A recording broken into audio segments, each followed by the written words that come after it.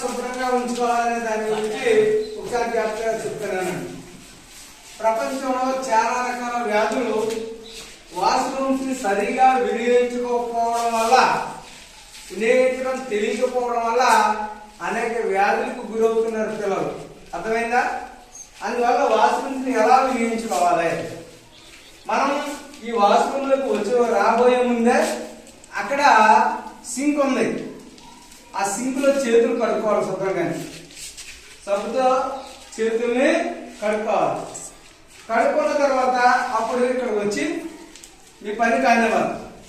పని కానిచ్చిన తర్వాత వాటర్ పట్టాలి. ఇలా చూడండి, వాటర్ని ఇలాగా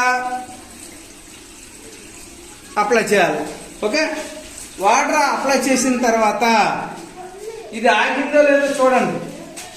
ఆగిన తర్వాత అప్పుడు మీరు బయటికి వెళ్తే మరలని అదే సింక్ దగ్గర చూడండి, ఇదే సింక్ దగ్గర మరలా సబ్బుతో చేతుల్ని కడుక్కోవాలి.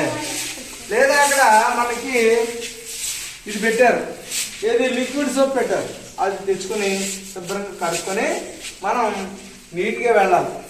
వాష్రూమ్ ఎంత చక్కగా వాడతారో మీ ఆరోగ్యం కూడా అంత చక్కగా ఉండదు. అర్థమైందా?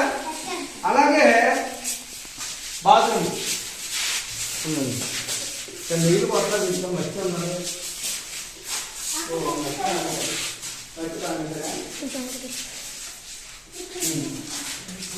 బాత్రూమ్కి వెళ్ళబోయే ముందు వాటర్ను శుభ్రంగా వాటర్తో క్లీన్ చేయాలి.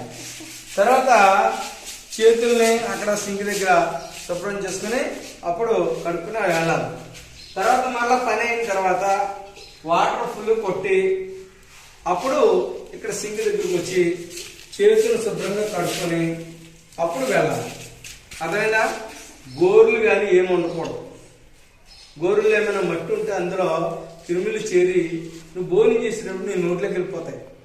దానివల్ల వాంతులు, వికారం ఇటువంటి వ్యాధులు వచ్చే ప్రమాదం అన్నమాట. అందుకోసం మన ఆరోగ్యం మన చేతుల్లోనే ఉంటుంది. ఎక్కడ ఉంటుంది? మన చేతుల్లోనే ఉంటుంది. ఓకే.